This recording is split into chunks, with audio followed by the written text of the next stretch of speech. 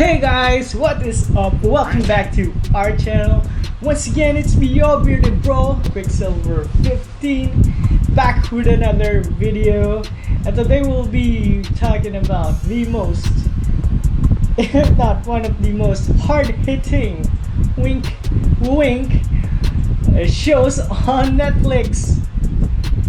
Well, hard-hitting show on Netflix, wink wink, and it's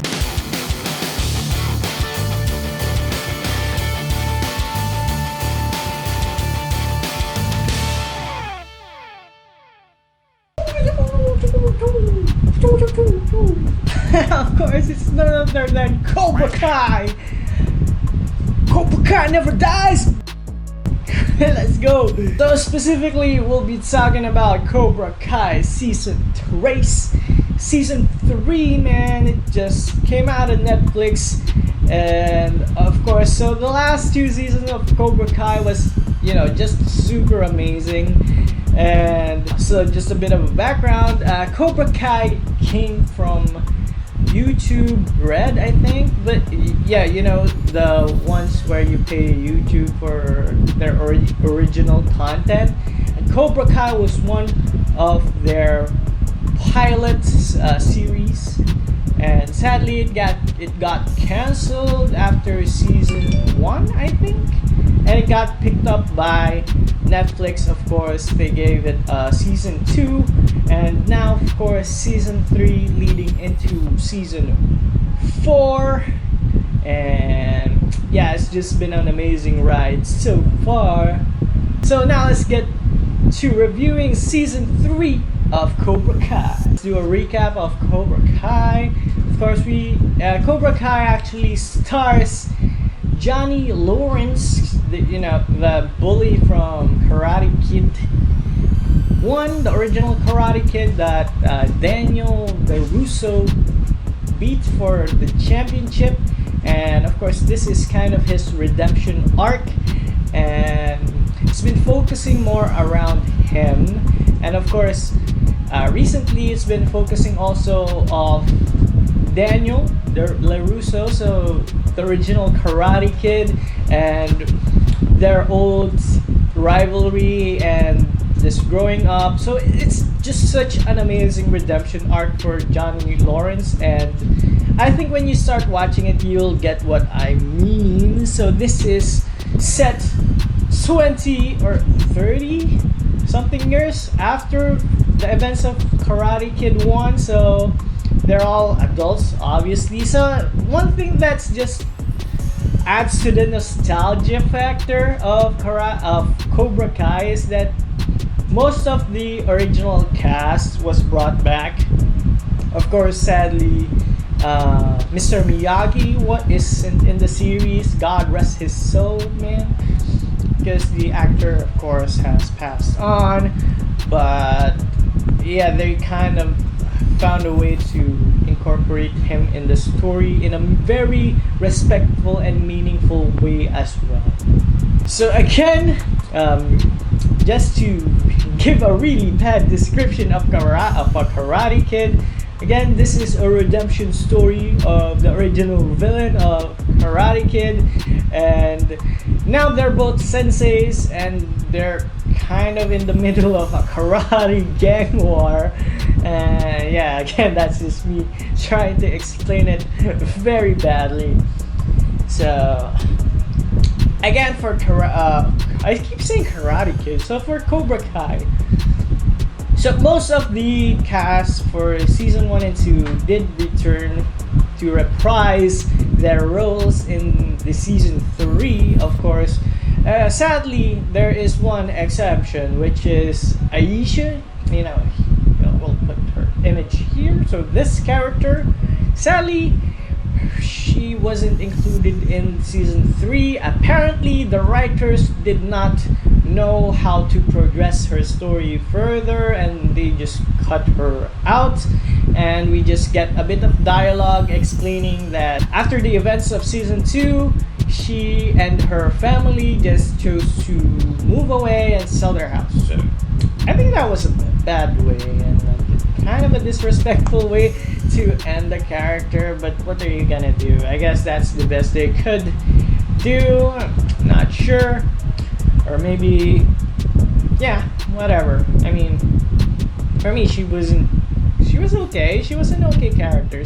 She's kind of the Barb of the series, and a true Barb fashion, she was just cut off with no remorse, and sadly, yeah. So we still got the original cast. So the previous cast, of course, we have Miguel and I forgot her name, but Daniel's daughter, and of course we have Johnny's son, and of course we have Kreese coming back. Of course, Hawk and all the guys.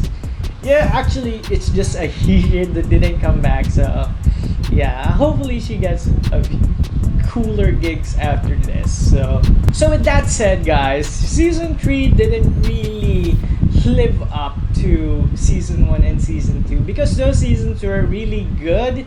I think season 1 was actually still the best season. Season 2 was okay, but season 3 was, you know, kind of meh in comparison.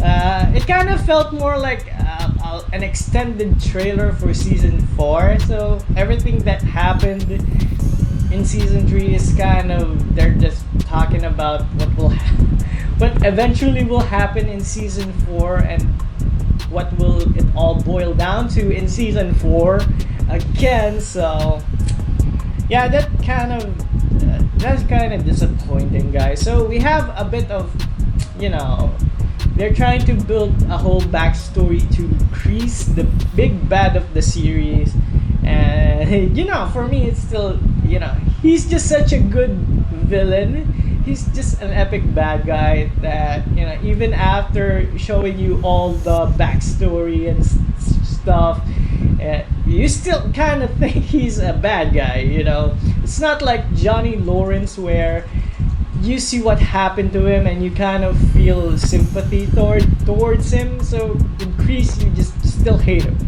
And I don't know, that's good. That's good for me. But yeah, if they're trying to go for make Kreese into a gray area as well, they kind of failed because he's still pretty in the dark. You know, he's still in the dark area. So with Johnny and Daniel and the rest, like Miguel and I keep forgetting the daughter's name, but yeah, her too, and of course Johnny's son, they're all pretty, they were all set into the gray area. Even Hawk is put into that gray area pretty well. Cobra Kai is really famous for its, you know, it's the duality of its character. So at one time, this character may be a good guy, and then he just gets into a series of events that turns him into a bad guy, and that's just a trend for a lot of the characters. But you know, sadly for one particular character, Hawk, they tried to focus on his arc in this season, but I think his paradigm shift was kind of not handled that well because they do set it up, they kind of set it up, but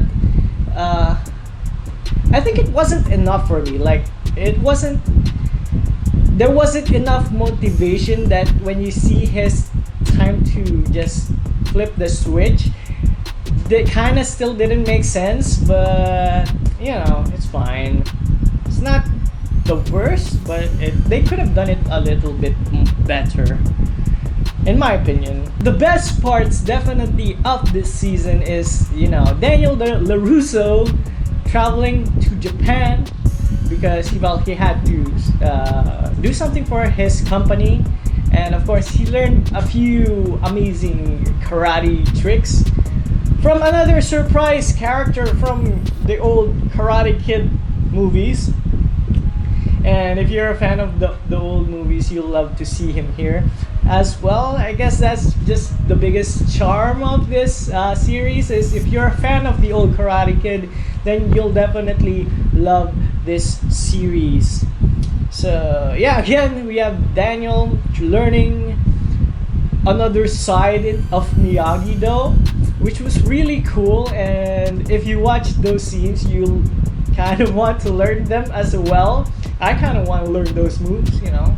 It's pretty OP, man. His new moves are just insanely good. What? Is it real? Well, I did a bit of karate when I was a kid, but never to like. I was a white belt, you know. I was a kid. I didn't really push through with it. But you know, if anyone out there watching this video is like a black belt or you know a master karate god or whatever, can you comment down below if there are moves that you know can disable people with karate? I don't know, man. That was really cool. That was really cool. So for Johnny, you know, not much growth. Again, this season is kind of flat for me because Johnny's story arc kind of remains the same. Well, it's what you would expect, so nothing really spectacular happened with his character. His motivations are still the same from the previous season, so he still wants to be a great sensei. He's trying to be a good father to Robbie. Yeah, okay, now I remember Robbie.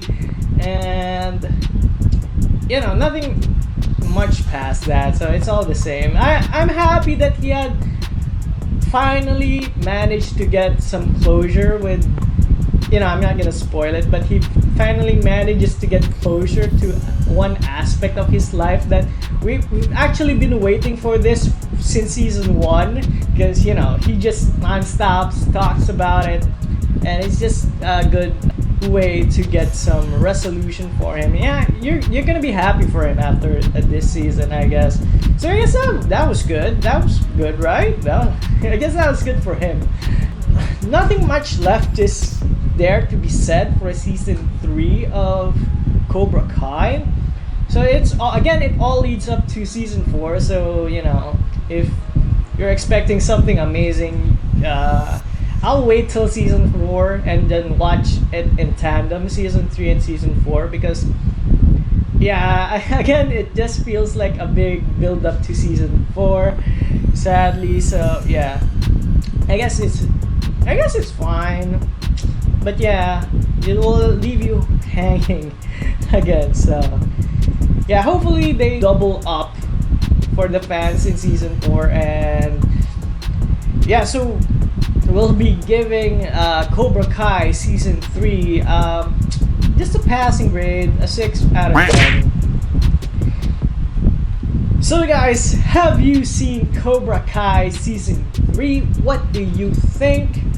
Do you have any other comments for it? You know, I could be wrong, guys. You know, don't take my word for it. You know, we're all just fans here. I still loved it, you know, and just comparing it to season 1 and season 2. And yeah, just comment down below what you guys think. Of course, we're happy to just, you know, talk about these sort of things. We just want to build this community that can be open to all ideas, you know. I mean, I used to debate a lot with my friends in college, and it was fun, you know. We're just respecting each other's ideas, and that's just how it should flow, guys. So not one idea should be better than the other. Of course, at times one would be right, but there are times where both ideas are just, you know, they're just good ideas. So just comment it down below, guys. So again, that's the end of our video. Hope you like it. If you do, don't forget to hit that thumbs up. Of course, if you want to see our next videos, please don't forget to hit that subscribe and notification bell, so of course you'll be notified of them. And once again, it's me, your bearded bro, QuickSilver 15, signing off, man.